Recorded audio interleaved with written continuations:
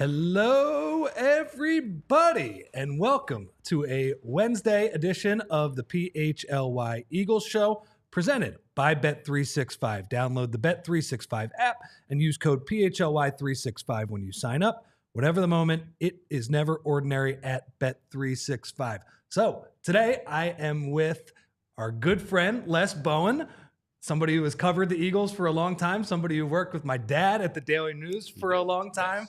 And I'm very excited to get his perspective on kind of what is going on this week. I know Zach is also excited, and ZB has to do some stuff. So we have ZB off the top.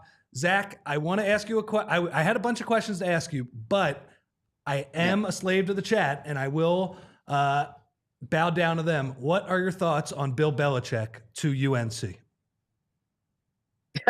I was surprised. My guess is that he put feelers out and realized he wasn't getting it, or he wasn't getting an NFL job. I can't see Bill, but I saw the story about how he's building this NFL model in college, and frankly, there's a lot of schools that have NFL models in college now. The big difference in NFL coaching and college coaching is this: in NFL, you're on a contract, and you can't get out of that contract. In college, you can sign a quarterback, he plays well, and then he goes transfer somewhere else next year. So I can't imagine Bill Belichick is going to be there for a long time. But from a football coaching perspective, I think Bill Belichick can run laps around some of those ACC coaches. Well, you do know the ACC coaching circuit well. I know it's been a few years, but you do understand that. So let's go to the Eagles. And before we get to the stuff from this week, Jeffrey Lurie just got, I think, I did the math, Zach. I think it was like 600 million, 700 million, somewhere in the range of that. The new owners, 8% of the team, the family trust of United Communications Group founder Ed Peskowitz and Susan Kim, chairwoman of Amcor Technology. So that development it was approved today by the NFL, but it is something we knew about for a little while here. Whether it's your reporting or really just kind of you eyeballing the situation from afar, what are your thoughts on why this happened and what Jeffrey Lurie, besides trying to get a little extra cash, what the motivation for him is here? Yeah, I would imagine a little extra cash is probably the motivation. I've done some reporting on this, as you can imagine too. The big story here is the valuation. The valuation of over $8 billion. Really shows kind of how this franchise has skyrocketed even in the past decade. And so for all intents and purposes, like if you're just an Eagles fan watching this, nothing changes. Jeffrey Lurie still owns the team. He still has controlling interest. His family will keep the team. So presumably Julian Lurie will take over the team one day. Other than, there's a few other minority owners who, when you're here every day, you see them, they might be in the locker room or the draft room, but this doesn't change much for fans. I think from an organizational perspective, what it means is that A, Jeffrey Lurie has more cash, and B, the valuation of the franchise has gone up significantly. And from Lurie's perspective, I think maybe some fans don't quite understand this. When they value a franchise at $8 billion, that doesn't mean that you have $8 billion sitting in a bank somewhere. It means, if you were to sell the team, you could get $8 billion. Well, you're not selling the team. So how do you realize money from having this evaluation? And this is one of the ways you do it, obviously. Yeah, and liquidity is important. And so essentially it's a cash infusion. One thing we talked about on the show is that now Jeffrey's different than some of the other owners who maybe owning the team is their secondary job or like their side job. I mean, Jeffrey, his primary thing is owning the Philadelphia Eagles, right? And so, like Les said, that he buys the franchise for $185 million in 1994. It skyrockets now over $8 billion in 2024, and he doesn't see any of that liquidity unless he sells a stake. And so this is essentially a $600+ million cash infusion for Jeffrey Lurie and his family. ZB, you had another piece on allphly.com today. You went to a charity event the other night sponsored by Chris Long and Connor Barwin, some other people as well, but those were the two key figures. And you talked to Chris. He seems pretty high on this current Eagles team, it seems like. What did you learn from talking to a guy that I know you enjoyed talking to? I enjoyed talking to when he played for the Birds. Yeah. So it was interesting to hear him say, like, flat out, the 2024 team is more talented than the 2017 team. Now, he didn't say better. He said more talented. And we can look at the depth charts and probably agree on that same conclusion. Yes.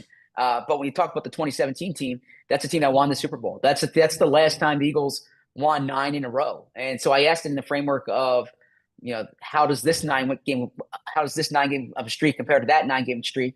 And he said that one kind of came out of nowhere. This year's team, like, this is expected. And he just went through all the talent. It was also interesting hearing him talk about Jalen Carter because, the three of us can talk about how well Jalen Carter's playing, Fran, Bo, Deniz, we can go on down the list.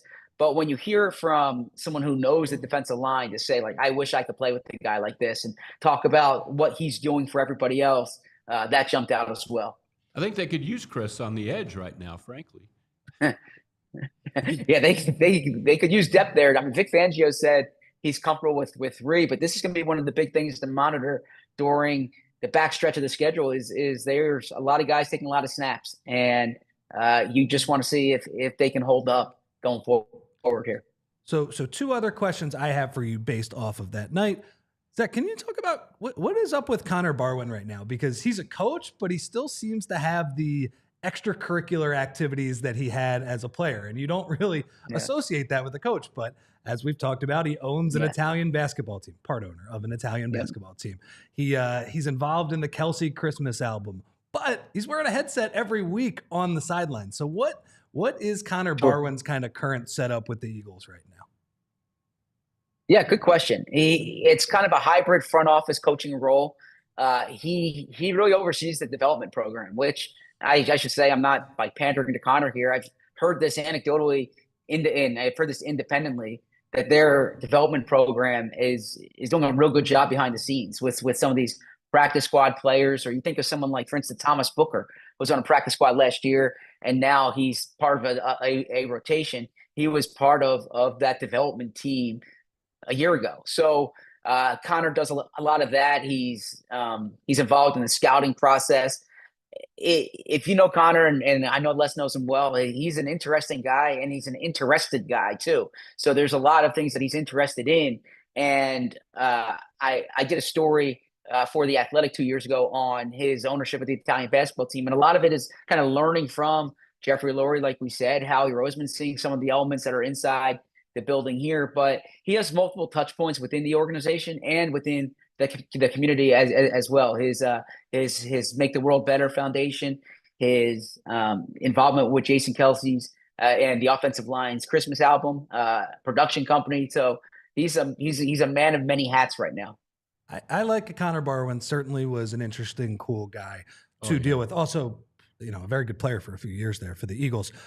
Zach, my other question from that night, what was the deal there? I think it was on Broad Street. What was the setup? Did you get dinner there? Can you take us behind the scenes on what that night was like? Yeah, so I didn't get the invitation to the dinner. I got the invitation to like the red carpet outside. So I got to see the celebrities like Connor Barwin, Chris Long, Seth Joyner, and John Clark. When I'm talking about celebrities, walk the red carpet. But no, I spoke to I was kind of on the red carpet.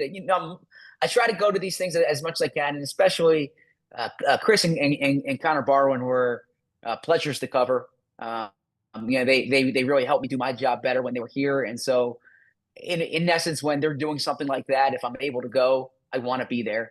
But it was at a nice steakhouse on Broad Street, and I would like to get the invitation inside because I've been there. It's a good restaurant.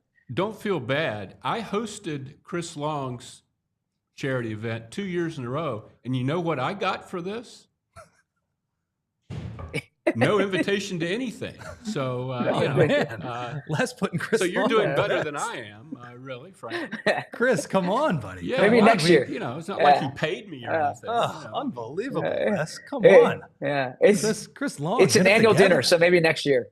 Yeah. Last one, Zach, because I know you got to run. I guess can you just go over what Nick said? Because obviously the Eagles are in the news this week, both locally and nationally. I think you mentioned that there is an increased national media presence before the show. What did Nick say during his press availability? What stood out to you? Yeah, acknowledging obviously what's happened during the past 48 hours between, A.J. Brown and Jalen Hurts, the speculation surrounding that, and then Brandon Graham the next day. He said this was addressed in team meeting. He didn't want to get into kind of what the conversation was. He thinks this team has more 2022 vibes than 2023 vibes. As I said on the show, I don't really know how to qualify or quantify vibes. But you don't like vibes. He spoke about yeah, but he did. Last year, I can say anecdotally, last year it did not feel like a very healthy workplace at times. Last year, it was not. They were 10-1, and it did not seem that way. And people weren't despite having fun. what kind of the last 48 hours. Interesting. I did ask Nick the question about are you emphasizing joy more this season? And that was given what happened last year. And then you saw this past weekend. Yeah, I think I would say my read on the player reaction last weekend was that it was actually productive. That it was productive that even on a 9-game winning streak, these guys recognize the passing game needs to be better. Frankly, if they didn't say that when they were sub 100 in net passing yards, I would say they're delusional. But Nick Sirianni spoke about how this group, the leadership council, the coaches spent a lot of time during the offseason trying to rectify some of those culture questions, and that he thinks what they've done behind the scenes. He understands why these questions are asked this week, given what's happened during the past 48 hours. But he thinks this is more comparable to 2022 than 2023. He says he can only go based on what he has exposure to on a day-to-day basis, and what he has exposure to is Jalen and AJ working together. And so that's kind of we'll see. Look, there's definitely a there. I'm not dismissing it. I know Brandon Graham walked it back, but something like that doesn't come up unless there is something there. The question is whether it is enough that you think it's going to kind of affect the season. I think that's fair. Zach, I know you have to run, and you will be, I think, invited to the same place as John Clark in a few minutes, so that is good. Yes. Go enjoy the practice. We appreciate your help, man, and you'll be on tomorrow? Yeah, I appreciate it. Yep, tomorrow with Bo and Fran, looking ahead at the Steelers. So check us out then. Love a good Thursday show with some swooper. All right, see you, man. Thanks, guys. Yep. All right, Les, before we get in to the topic du jour, I think we should pay some bills here, right, Julia? Good idea. And Les, I am here to tell you about our friends at Empire Today, who can help you with all of your carpeting and flooring needs. You can use empiretoday.com/PHLY for $350 off new floors. With Empire Today, you get to shop for home convenience, the right product for your needs, quick and professional installation, and a price match guarantee. Empire Today is the best place to get new flooring, so there will be copycats out there, but they cannot beat Empire on the quality, service, and speed, so they will advertise lower quality products that Empire simply will not carry. Empire's philosophy is to help you find what you need and not overwhelm you with thousands of choices and substitutes. What they leave out of their selection is just as important as what they put in. Less shopping for floors at a big box store can be frustrating. You might talk to someone who was working in plumbing yesterday, but flooring is all that Empire Today does. They live and breathe flooring, so you can be confident that you're getting honest, upfront advice. Schedule a free in-home estimate today. All listeners can receive a $350 off discount when they use the promo code PHLY. Restrictions apply. See empiretoday.com/PHLY for details. Unless I'm also going to tell you about Bet365. All right. They are also our presenting sponsor today. And whatever the moment, it is never ordinary at Bet365. You can join Bet365's 90 million users worldwide. And one of the best things that they have at Bet365, in my estimation, is the early payout offer, which they have across all 4 of the major sports: NBA, NFL, NHL, MLB. I think they have it across soccer too, but we're staying in North America here. Basically, what that means is the team that you take gets up to a certain amount of points over the bet, they will pay you out regardless of what happens after that. You do not have to worry about your side blowing the lead or anything like that. Let's take the NFL, for example. With the Bet365 early payout offer, you're a winner if your team goes up by 17 points with an instant payout on straight bets and parlay selections marked as winners. Download the app and use code PHLY365 when you sign up. Download the Bet365 app and use code PHLY365 when you sign up, and you'll get $150 in bonus bets when you bet $5. Whatever the moment, it is never ordinary at Bet365. And Bet365 is our presenting sponsor today, Les, as we get back into some Birds talk. So, Les, you covered this team for a long time. You've taken the temperature, to use another one of our sponsors that we will get to a little bit later, of the locker room for a long time. I'm curious because you have written a couple of pieces for us online. As somebody who's still somewhat involved and still is somebody who's very interested in the team, what do you make of kind of this whole situation? Starting with, okay, the passing game has been struggling, right, and then the media clearly has latched onto, and I'm not even saying right or wrong, but it clearly is a story both with A.J. Brown's comments after the game, but especially Brandon Graham's comments on the radio the other night. Well, I'm mostly interested in what's going on with the passing game and why they can't do better with the offensive line and the weapons that they have. I just don't understand. You know, I see Jalen drop back, and I don't want to put it all on him because I'm not a Jalen hater. I think he's a very good quarterback in many respects, but I see him drop back and look and look and look and look and either throw it away or dump it or take a sack or run out of bounds. I don't understand why they can't get people open, why they can't get him comfortable with the options that they're presenting him. That's my main thing. And then the controversy itself, I've been through a lot of these, and I don't, not knowing AJ real closely, I don't want to get too into his head. Yeah. I thought Sunday, here's my perspective. Sunday, Nick Sirianni says, boy, our passing game really needs to be a lot better. And Jalen Hurts says, boy, our passing game really needs to be a lot better. And somebody asks A.J. Brown, what's wrong? And he says, passing. Well, isn't that pretty much what everybody said? Yeah. You know, why is it a problem? Because A.J. Brown says it. I mean, is he not supposed to say it? Is he supposed to say, oh, the passing game's wonderful, don't listen to Nick and Jalen? I don't get that part. I understand what happened from that point on, that somebody, you know, a number of somebodies decided, oh, the diva wide receiver says the passing game isn't working. Well, it isn't. They threw for 108 yards Sunday. It's not working. You know, I mean, and he didn't say, and furthermore, Jalen Hurts sucks. You know, I mean. No, he didn't say that. He just said the passing game was struggling. And of course, people would tie that to Jalen a little bit. Right. It is, you know, I mean, he's involved. He's the guy doing the passing. He's the guy doing the passing. But you're right. And I do think it frustrated me a little bit when people were getting on AJ for maybe being as blunt as he was, because I don't know, like, I feel like we can all be adults about this, right? The passing game struggled, and he said the passing game struggled. The only thing I can see is he was maybe he should watch his mood a little bit, because he was very terse and very, more than Hurts and Sirianni were. Maybe that's what made his message different. I don't know. But I wasn't shocked, but I was surprised that Brandon Graham, I know Brandon's on social media a lot.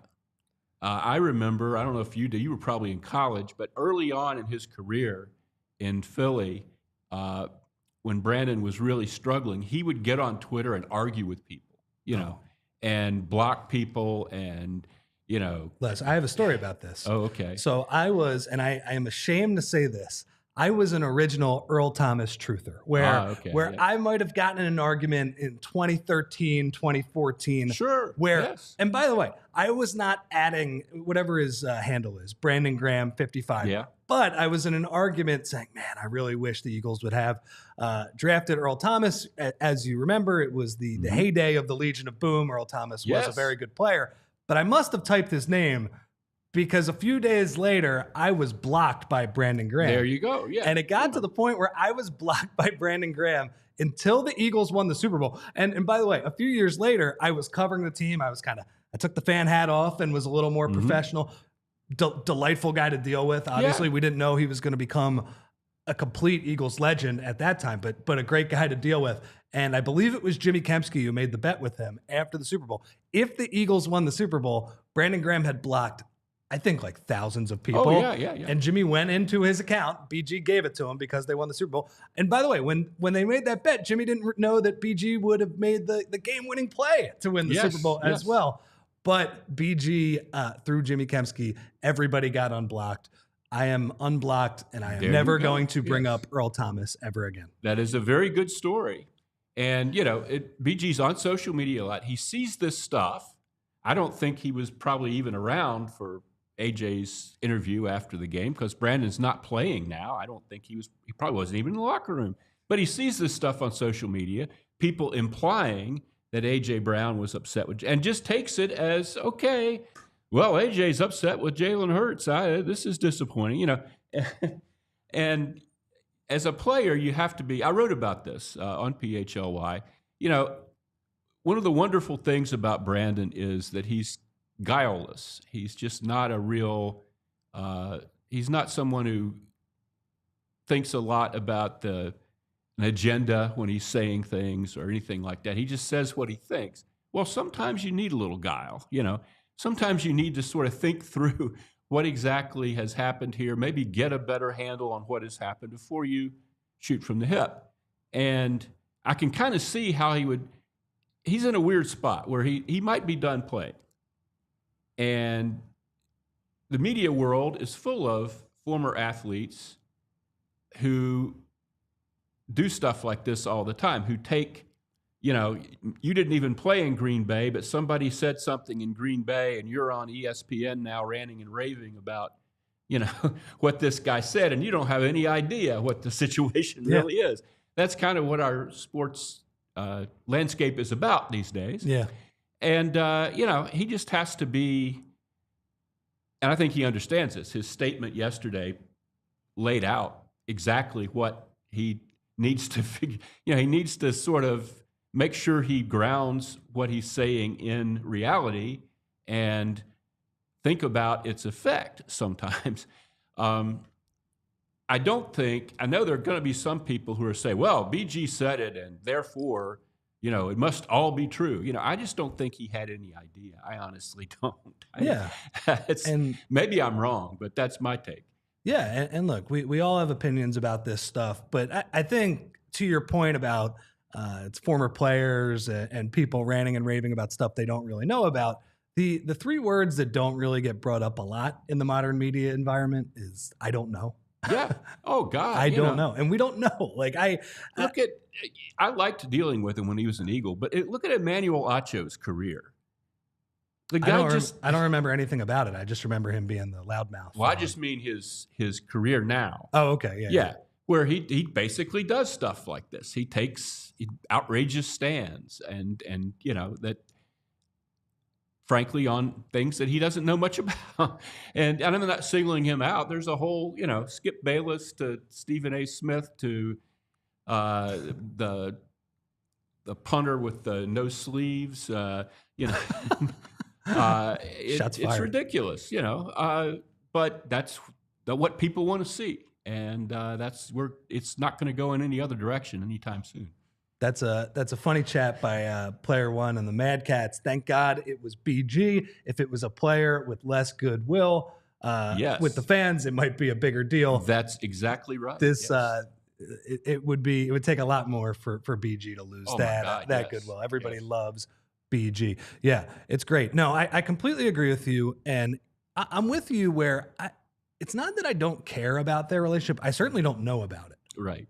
But whether it is good, bad, or indifferent, the bigger issue is that the passing game needs to get fixed. Yeah, and and the relationship will be fine when that happens. But I'm saying, Les, they could be best friends right now. Right, and it still wouldn't matter. It still wouldn't matter. You're exactly right, yes. They're not performing at the level that they need to, and that is the thing that matters more. And obviously there are plenty of examples that you do not need to be best friends with everybody you work with to perform at a high level. But even if they are best friends, even if the Nick Sirianni stories are true, and him saying that they eat lunch at every day, they're not doing the Namdi Asamoah eat in the car move, to get away from each other. That doesn't matter to me. They just need the passing attack to be better. Yes, they do. And we'll get into that. Now, I understand why it has become a bigger story, because this is a human game played with people with real human emotions. So if they're to the average fan, if there is some drama that is infecting the Eagles, that's going to get them more likely to tune in, right? And they're going to enjoy the game more. But as an Eagles fan, I do understand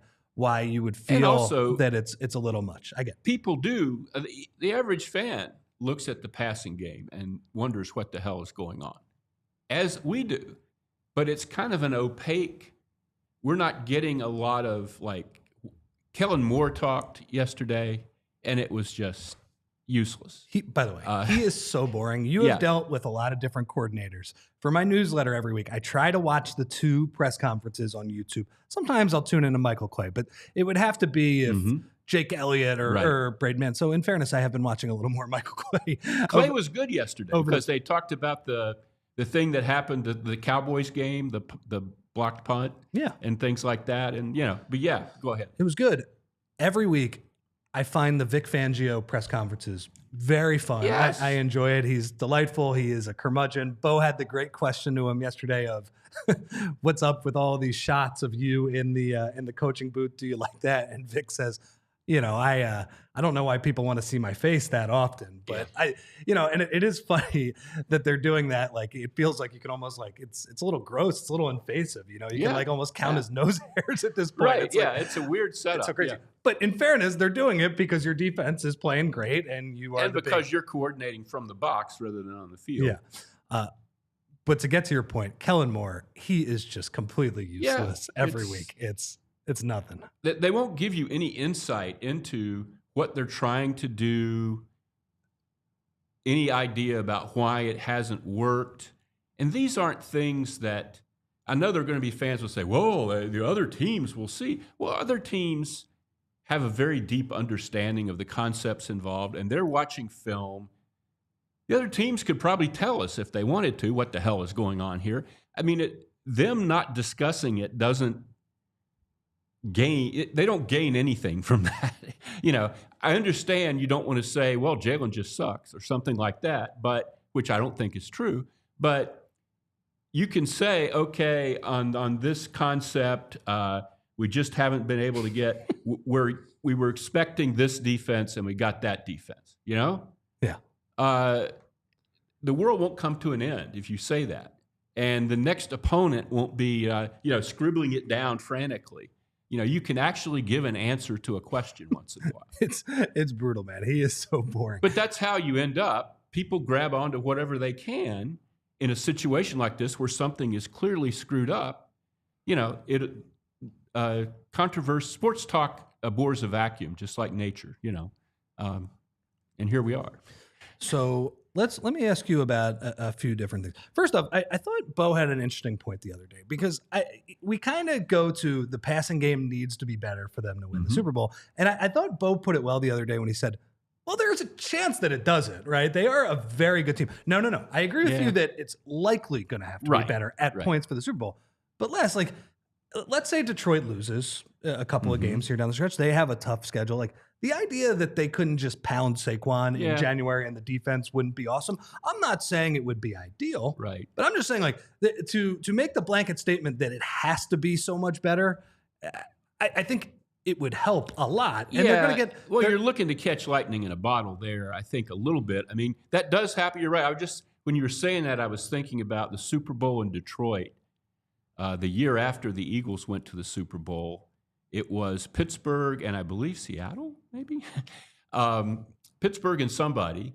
And Ben Roethlisberger was a young quarterback then. And I think he ended the Super Bowl with a 14-point-something. Yeah, that's what I mean. Sometimes you get the right matchup. And nearly gave the game away, but they won. You can win. But, So let me ask you, 'cause- so you have covered a couple of teams that have made the Super Bowl. And I'm Yeah. specifically thinking about that 2004 team. We will see what happens over the next month here because they still are in play for the number 1 seed, but they need Right. help for Detroit. But their floor really looks like the number 2 seed. So I don't want to say they're playing pressure-free football. Well, I because guess the Vikings are in that too, aren't they, for the number 2? They are. Yeah. And as Deniz has kind of laid out, there's a tiebreaker that I can't even wrap my head around. It's strength of victory or whatever. Yeah. I'm not even going to think about that at this point. But they are playing, I don't want to say pressure-free football because it would be awesome to get that 1 seed. The 1 seed in the current NFL setup is a huge deal. The only bye, and you get to play in Philly. And I also think if you got to play Detroit in Philly in the playoffs, I would be very curious what Jared Goff looks like in the cold, considering he's going to play, I think, 1 game in the cold the entire year. I think it would be a big difference for the Eagles to play that at home. But as I'm saying that, there's a little something in my ear reminding me that the Eagles haven't played a good home game yet this year. No. All of their good games are on the road, actually.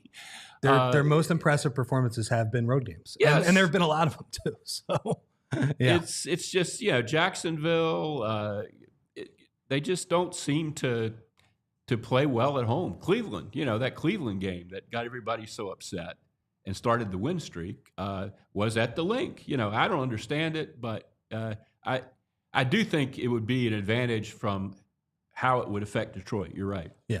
But they are going to play relatively pressure-free football, and that if they lose a game, it's all right. They're going to be the number 2 seed. Right. They're going to have a nice road. The only place they could play is whoever wins that NFC Right. North and gets the number 1 seed.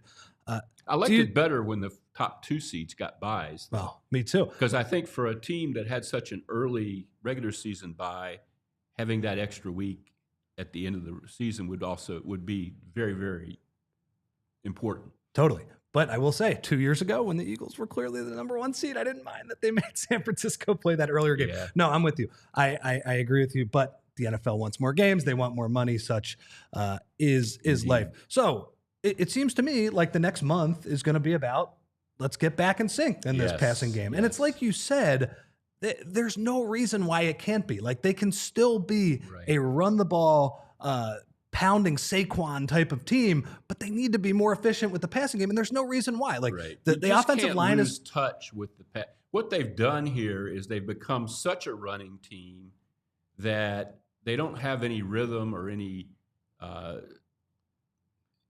synchronization in their passing attack. It's like, oh my God, we're going to pass. Okay, let's see if we remember how to do that. It's gotten too far in one direction, and they definitely need to do more passing, frankly. And I don't think that necessarily means that Saquon gets fewer carries. I just mean you need more plays. I mean, that was the big thing Sunday against Carolina. Saquon only had 20 carries, and people were bitching about that because they weren't on the field. The defense couldn't get off the field, and the offense couldn't stay on the field. And the defense had its worst game in a few weeks. Yes. But it in fairness, like because they have been so good during this stretch, I think it's a little easier to give them a mulligan. It is. And I was after that Baltimore game, this is the best Eagles defense I have seen. Blah blah blah blah blah blah. And then I watched them Sunday against the Panthers, and I thought, without BG, that edge rush really isn't very good. Yeah. That's a problem. It really is. And Jalix Hunt or somebody is going to have to really step up here for them to be, because edge rush is important in the NFL. I've learned. No, definitely. And, that's a big hole to have. You know what that game felt like a little bit to me? It felt like the 2022 Monday night game against Washington, where I didn't think they were getting shredded. If you look at the rushing stats at the end of the game, it's really like they're not that impressive.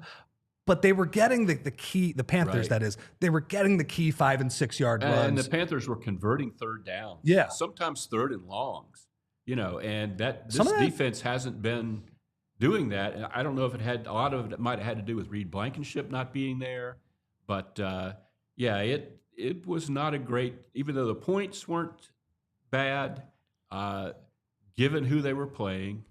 And that's another thing too, though, when I say that, I think a lot of fans look at Carolina's record and don't really follow the league that much. Bryce Young, like, this is the worst team in the league. Well, no. They lost to Tampa in overtime the week before. Yeah, Bryce Young's lost playing to better. Kansas City by 3 the week before that.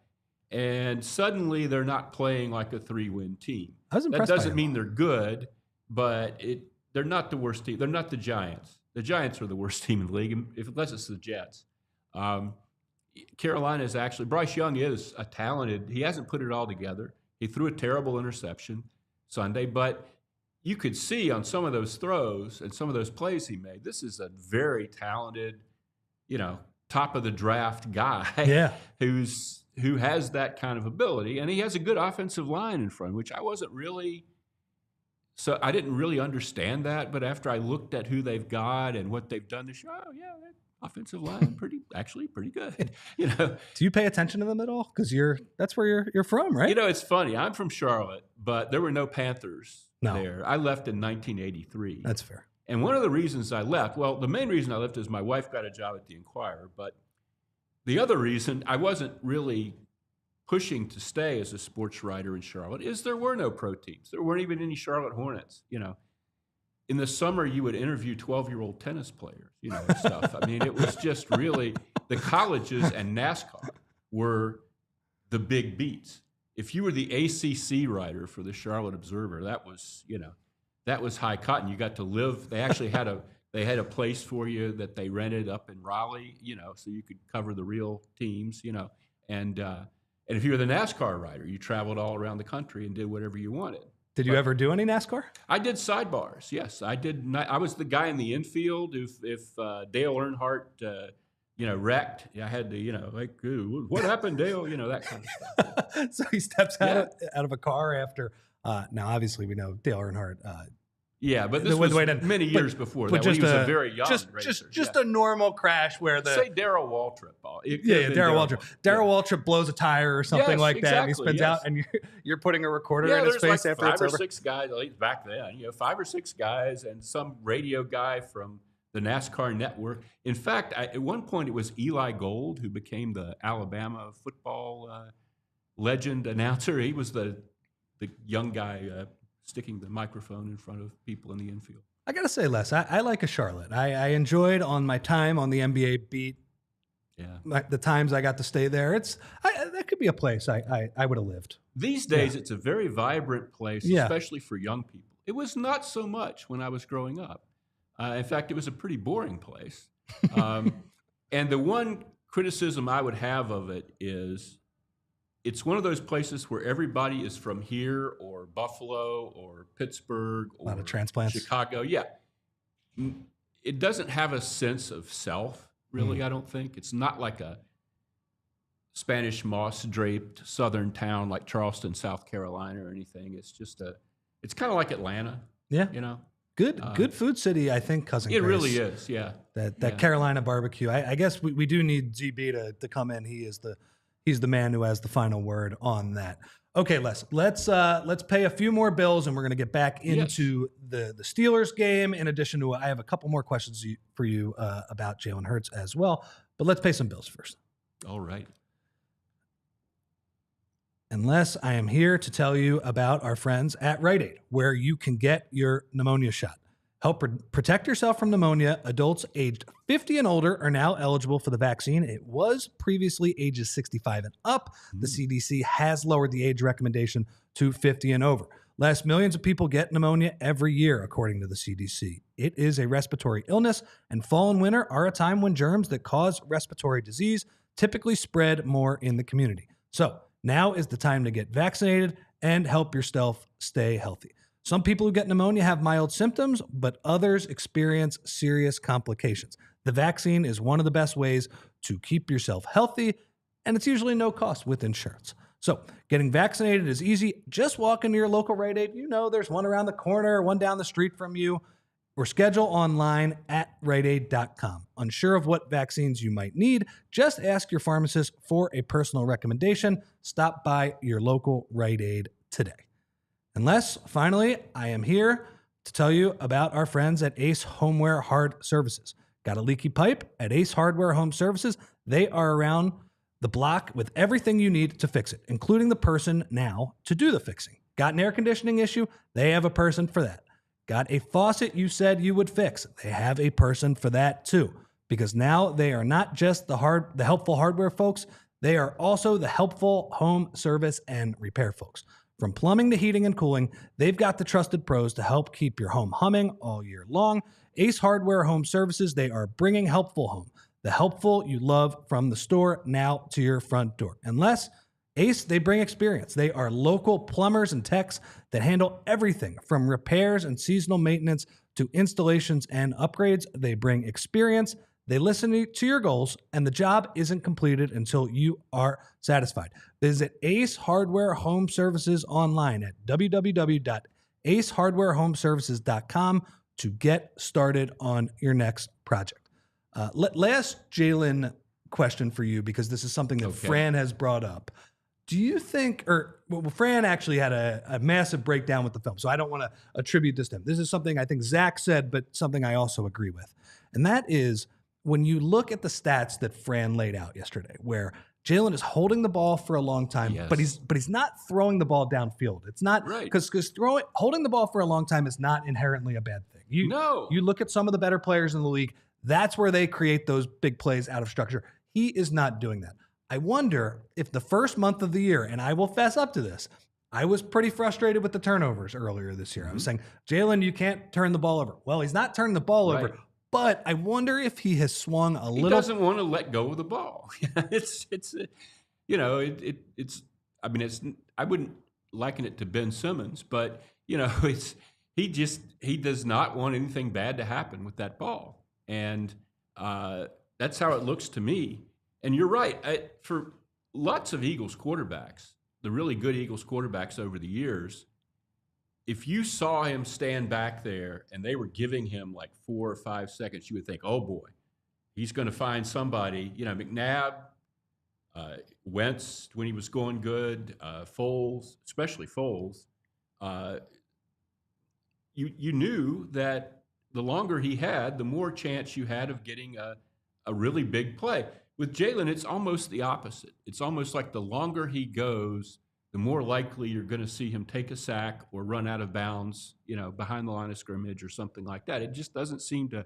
And I've often wondered, are guys doing the scramble drill right? Are they really working? Because you're talking about the normal sequence is broken down. They've run the route, Yeah. Are they getting themselves open? Are they standing there looking at him, expecting that he's going to run? I don't know. But it's confounding. It really is. Yeah, and that's something you can't always see on the TV tape. What is going on behind the scenes, and that's also the point that we can bring up too, where it is an overall passing game, right? There are probably things they could do a little bit better. Yeah, I just think like we know that Jalen he still leads the league in that completion percentage over expectation, yes. Right? And I think some of that is the function of the receivers. Which is fascinating to me. That, and we saw a little bit of this Sunday. You're right. The receivers are very, very good, but he will not see guys or misfire or something, and it'll be like 3rd and 20, and he'll be running headlong to the sideline and fling the ball, through 4 people to Devontae Smith. That was a great play. That was a great play. How can you do this and not be able to just run a normal passing offense? I don't understand it. I really don't. It's like when he really has to, when it's like, okay, we're going to, just like with the running, the 35-yard run Sunday. So many times you saw him run up Lane Johnson's butt there that one time.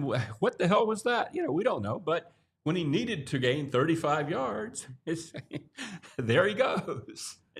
I appreciated, because I went back and watched the TV, the broadcast, and I appreciated Mark Sanchez making a joke about dancing around the butt fumble. Yes. Although I will say he probably should have made a joke about how he loved to check down the passes, because the John Dotson check down when AJ was streaking wide open down the right side of the field. Obviously, Mark. I will say I do have, this is random, I have some positive memories of the Sanchez. That Thanksgiving Day performance, he obviously, look, when he was your quarterback for over a month, you saw the warts after a while, but I don't know. He had some good games. Two things. One is nicest guy in the world. Yeah. Literally nicest guy in the world. His brother was his agent. His brother was also very, very nice. But what would happen with Mark Sanchez over and over and over again? He will lead you down the field. He'll be hitting people in stride. He'll be making the right calls. They'll be doot. Okay, first and goal from the 6. Interception. Yeah. Every time. Yeah. Not every time. That's an exaggeration. But more often than one would like.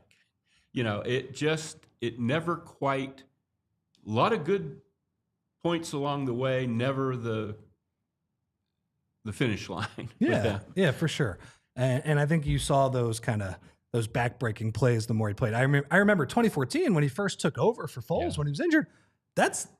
I know 2013 was the height of Chip, but they were still, like, the fact that he had Mark Sanchez. I remember there was a Carolina game on Monday night where absolutely smoked him, played great against Dallas on Thanksgiving.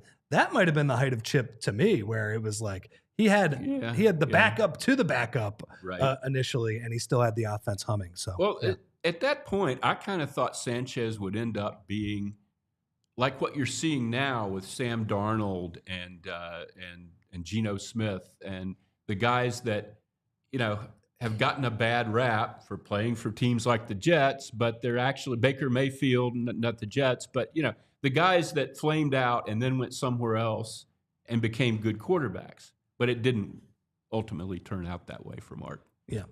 One more observation that I have to make on this whole thing, and we'll get into the Steelers. I know people in the chat really want to talk about the Steelers, but that's what Fran is here for to do tomorrow and all that stuff. The one thing Zach mentioned Sirianni's comments. Mm-hmm. I have found it interesting that Nick Sirianni, for most of the last year, has had a lot of main character energy, where he has been the person involved in a lot of the quote unquote drama with this team, where he has injected himself into it. I think it's nice that Nick, regardless of where you stand on this Jalen AJ thing, is it a thing? I only care about the passing game, which again, the two of us mostly only care about the passing game, that he is the one handling this as a guy to the side, where he is kind of offering his perspective, but he is not the one under fire here. Right. It's nice. It's nice. That's what Nick should be, right? Yeah. He's got a 9-game winning streak. His hair grew back faster than anybody I've ever seen. Amazing. Well, when he grows a beard, shaves it, and 2 days later he looks like Ryan Fitzpatrick. I don't know how in the world, but Nick looks like me after like 3 days. Right. Yeah, it's impressive. I don't know. He does not need glad hair restoration. I'm jealous. Yeah. So I don't know. I just found that kind of notable that he is the wise coach offering the perspective. Okay. What do people want to know about the Steelers? Let's talk about the Steelers. Yeah. So Les, I look at this game and I wonder a little bit, especially on the defensive side, when I made that comparison to the Washington game a few years ago, maybe the Eagles trap game, they just weren't taking the Panthers as seriously. They will take the Steelers seriously, right? That is a very good team, good record. But I think Vic Fangio and that defense has the chance to completely stifle that Steelers offense. Okay. If they are playing like they did every week but last week, I just think no George Pickens to catch those. I was just going to say, if they don't have George Pickens, I don't think they win. He's marvelous. I know he's a pain in the butt, but he is marvelous. He is a great player. And Tomlin said doubtful yesterday, but that's early in the week. I just wonder if he's setting us up to be, oops, he's playing, Little Willis Reed moment for George Pickens. So George Pickens is good, Les, but I got to say, every time I watch him, and this is just a completely uneducated thing, I feel like he pass interferes with people all the time. Okay. Like they throw the ball up to him and he pushes off, and oftentimes they don't call it. Sometimes they do or whatever. Yeah, I mean, that'll be an interesting matchup. I wonder if that'll be a big Quinyon Mitchell matchup. Even last week, by the way, I find it absolutely remarkable, and Jamie's not here, who's like the #1 Quinyon Mitchell fan in the world. Like they barely throw at the guy. Like I don't even notice he's playing. Good point. Yeah. Yeah. So I wonder if that is the Carolina, case. You're right. It was much more about Slay and the nickel and DeJean than it was about Quinyon. Maybe it was who he was covering. I don't know, but yeah.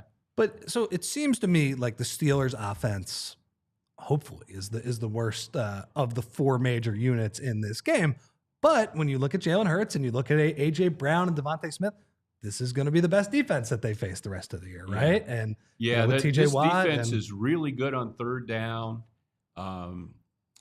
There's some categories that it isn't great, but points allowed, it's right there. The Eagles, I think, are allowing 18.0, and the Steelers are allowing 18.3. I had all this stuff written down on the pad, and then I left it at home. That happens. But I'm pretty sure that's You're doing the good. deal. It's a good defense. It isn't. There are some things they don't do especially well. They're not really. They're a better run defense than they are a pass defense, which is interesting to me because this, we're so much focus on the passing right here for us. One thing I worry about is Eagles have never beaten Russell Wilson. And you can say it's a bogus stat because 0-6. He's never come here as a Steeler before. But there is something about that guy. He's very elusive. When he's going good, he's just – I saw some games. There were a couple times around the time of the Eagles Super Bowl, those seasons right around there, when Seattle would come in, and Seattle was really on the downslope and was not as good as the Eagles, and he would run around and – find a way to get them what they needed. It was exasperating for Eagles fans, and he's still capable of doing that. Completely agree with you. I am not the biggest Russell Wilson fan. I just think he's really corny and all of those things. But in the middle of the decade, when, like you said, even when they were on the downswing, but before that as well, I remember, I think it was 2014, the first game that kind of turned around that season in the wrong direction was Seattle came in here. And when he was at his best, he just completely, you couldn't get him on the ground. And he would run around for hours. And then he would, those scramble drills that we're talking about that the Eagles don't get, it felt like he just lived on those. And it was so deflating. It was very rarely about the plays that they had, called. It was something he was doing out of sequence, So he has owned the Eagles. And like you said, in the Super Bowl season, when the Eagles were much better than Seattle. Seattle beats them on a Sunday night game. Yeah, that was in Seattle. In Seattle that year. So he is not that quarterback now. He still has a little bit of that elusiveness. I know there has been a lot of talk in recent weeks of like he's been a bargain for the Steelers, where he has provided them competent quarterback play for nothing because Denver released him, and the Steelers basically got him for free. Tomlin is a great coach, obviously, and this to me illustrates one of the things that makes him a great coach. When he made that switch, everybody was like, what? Why in the world would you do that? Because they were winning with Fields. They weren't scoring a lot of points, but they were winning. They had like their most impressive wins. And again, I had this written down. It was on the pad. Their best wins were early in the season. The toughest teams they've beaten were early in the season with Fields. And in week 7, he just decides, let's go to Russ. Yeah. And suddenly they're scoring a lot more points. One thing I'll say, though, in the Eagles' favor here, if you look at the Steelers' schedule, it's not like they've been playing the best teams in the league week in and week out. Especially over the past few months. Like you said, the early season wins. Ended up, everybody thought Cleveland would be decent and Cincinnati would be good again, but they're not. So there's, games there. That Cincy defense is so bad. Yeah. So bad. You watch them every week. Horrible. Yeah. And you waited for them to come around. Joe Burrow should sue. Totally. It's really just ridiculous. That Eagles game, that was, I think, the easiest the Eagles have moved the ball the entire year. And it makes sense because their defense stinks. I watch them every week. Yes. I feel like. Yeah. So you're right. But the Steelers, and their losses have been to bad teams pretty much. Lost to Cleveland, although that was a Thursday night game. Those can be kind of goofy. They are goofy, yeah. But, so it's really hard to say what the Steelers are going to do.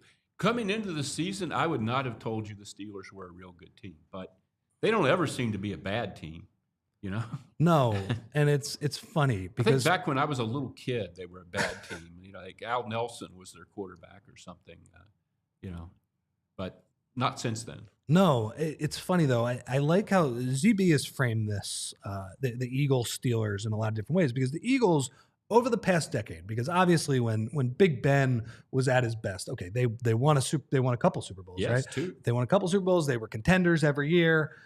They have a couple guys who are crazy people now, who were very good skill positions players for them back then.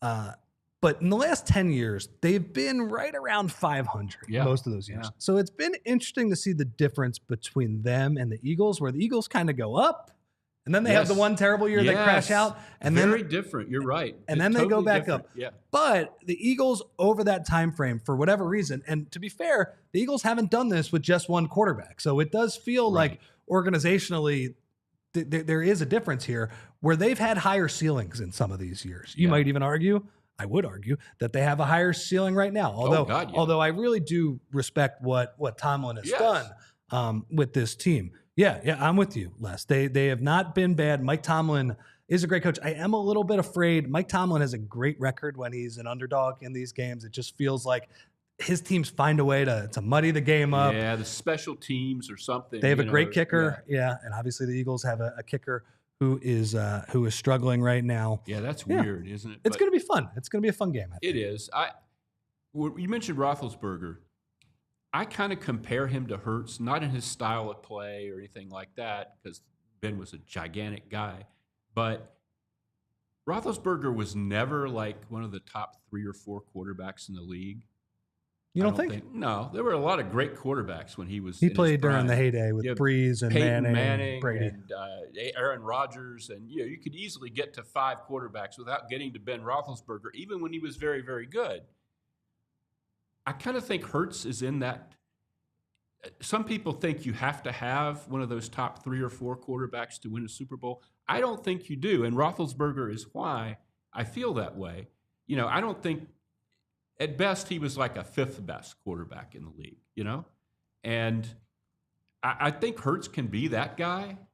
I'm not sure he is right now, but I think he can be that guy. I don't think he's ever going to be the best quarterback in the league. Oh, sure. But I do think that this I agree with you. I think that this Eagles team, with the talent they have on both sides of the ball right now, of course they can win a Super Bowl. I mean, like the idea that you can't win a Super Bowl with Jalen Hurts, look, he needs to, I think, play a little bit better, but they basically won a Super Bowl with Jalen Hurts, right? They came as close as 3 you possibly points. could. Yeah, all he needed was the ball back. And he was tremendous. I know it was probably the best game of his career, and you can't always count on that. But I don't know. I feel like 2022, you to say you can't win a Super Bowl with Jalen Hurts, I think. Well, there was a time like 10 years ago or more in the NFL where it seemed like every Super Bowl was being won by either Brady or Manning or the other Manning, and there wasn't. Don't get me started. You couldn't win a Super Bowl with a quarterback who wasn't at least one of the key guys in the league. That era has passed, really. I don't think we're in that sort of situation anymore. I agree with you, Les. And so there's another stat that has nothing to do with Russell Wilson. The Pittsburgh Steelers have not won in Philadelphia since 1965. Yes. Was that during the Al Nelson days? I think it was Bill Nelson. I think Al Nelson was a corner for the Eagles when I was a kid. Now that I think about it, Bill Nelson, I think, was the quarterback. But I should have looked that up. Well, Bill Nelson probably walked into Franklin Field and sent the people home unhappy that day. Yeah. Well, Claire, I don't like the Manning brothers. I don't. Yeah. In fact, I think Eli Manning winning 2 Super Bowls when I lived in New York was absolutely frustrating because I didn't think his teams were very good. And the year that they won, that the Patriots were unbeaten, that was the most amazing thing. I covered that game. That was the helmet catch game. You say amazing. I say terrible. But I agree with you. Yeah. But I remember talking to, I had a lot of time back then. The Daily News, had late deadlines. And I ended up with David Tyree, like, after everybody left. And I said, you're going to be, like, going to banquets 30 years from now, and you're going to be the guy that he caught the ball. And And he said, yeah. And that's whatever he is now, that's probably what he's doing. Okay, I have one more question for you before we go. And I think to preface this, first off, I'd like to say, everybody, thank you for watching on TV. If you want to catch the rest of the show, come join us at allphly.com. Appreciate it. So, Les, the one thing I did want to get your take on, just because you were in that Eagles locker room for a while, and you saw a bunch of teams with high expectations, low expectations, happy locker rooms, sad locker rooms. We are going to preface this by saying, I think this A.J. Brown, Jalen Hurts situation is much different from it. But since we are almost 20 years removed from it at this point, what are your memories of that 2000? Yeah, I'm sorry, Les. What are your memories of that 2005 season in terms of just covering the TO melodrama every single day, how it affected the locker room, just the It bad was vibes? poison. They had a good enough team. You know, they should have been back in contention in 2005. Now, they got some injuries in addition to T.O. blowing up. They had a bunch of injuries. McNabb eventually got hurt. But T.O. just blew the whole thing up in the spring. He started in the spring. He was angry about his contract. He had been there 1 year and wanted his contract redone because of everything. And probably they should have done it. But at that time, Joe Banner was the team president, and he just didn't do stuff like that. You know, Joe wanted to win contract negotiations. Sure. He was less concerned about whether the player felt loved, and you know, so they didn't do it. And T.O.'s response to that was to go after McNabb, thinking this will if I do this will make them give me a contract. And it was so cynical and so destructive on his part, because if you remember back then, the T.O. coming into that spring was a god here. Yeah. I mean, everybody loved T.O. Coming off that was Super the Bowl, guy, right? Yeah. Played hurt. Played great. And he just didn't care. He really didn't care. All he wanted was more money, you know. And we went to training camp, and he told the offensive coordinator, Brad Childress, not to speak to him unless spoken That's to. Right. You know, sit-ups in the driveway and all the stuff he did, ripping McNabb on a show and then being told to apologize, having his agent write the apology out for him, skipping over parts of it when he read it out loud, and then leaving it in his stall where we could all see to make sure we knew that he hadn't read the parts that were, you know, directed mainly at McNabb. I have no use for the guy. I really don't. Yeah. He most dominant athlete I've ever covered, maybe. Oh, he's unbelievable. But as a person, no. And I knew McNabb was complicated and not the greatest guy in the world himself, but still, that was ridiculous. So I have a subscription to newspapers.com, and in trying to think of some content for PHLY, recently I looked up the sit-ups day when he drove back from, I guess it Lehigh. was from Lehigh all the way to Jersey. Yes, to Morristown. Wonder if he took the Northeast Extension on the way back. That's a nice little. Well, you know a funny story nice about that jaunt. real quick? I was covering for the Daily News. Bob Brookover was covering for the Inquirer. Bob decided to go home that day. Bob lived in Jersey near Morristown. Bob had decided to go home, and he was feeling guilty. He was afraid he might miss something at camp. Lucky Bob. And then he hears on the radio that T.O. is doing this, drives over there, and he gets, you know, the first person, you know, view of T.O. doing this. I am at Lehigh, being a good boy, doing my job. Well, so in your story, though, because they have the Philadelphia Daily News archives in there, and I read your story.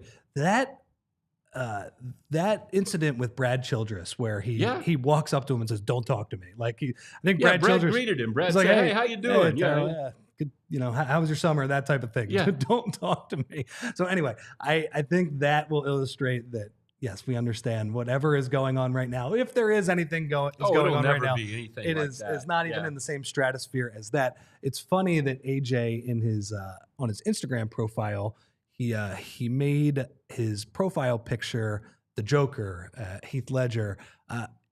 As much as AJ seems to enjoy these media circuses that follow him a little bit, seems to get some enjoyment. Terrell Owens was the real Joker. Like he lit that building on fire. And he was before social media. Yeah. And you think if T.O. was in his prime during the social media era, because he flamed every quarterback. You know, he implied that Jeff Garcia was gay in San Francisco. Not good. He wasn't that happy with Romo in Dallas. I mean, everywhere he went, he was just like Johnny Appleseed of discord and dissension. Yes, he was. Okay. Les, we appreciate that. You will be writing for us still at all PHLY. Absolutely. You'll have some takes on this Steelers game when it happens. I appreciate This was fun, man. Great This was to be great, here. man. Yes. A lot of fun. I'd like to thank everybody in the chat. Julia, are there any super chats? Did CDP chime in today or no? Okay, well, he's saving his money for the rest of the week. That's fine. He is. Anyway, CDP and everybody else, we appreciate you joining us, and we made it through the show. We have, so I believe the next two shows we have Bo, Zach, and Fran tomorrow. They'll play a little swooper. They'll preview the game. And then usually we have Daynez in on Friday to educate us all. So for Julia, for Les, everybody, I'd like to thank you for joining us. I'm sorry, I'm stumbling over everything right now. Enjoy your day, everybody. We'll see you tomorrow. We all silly like the mayor.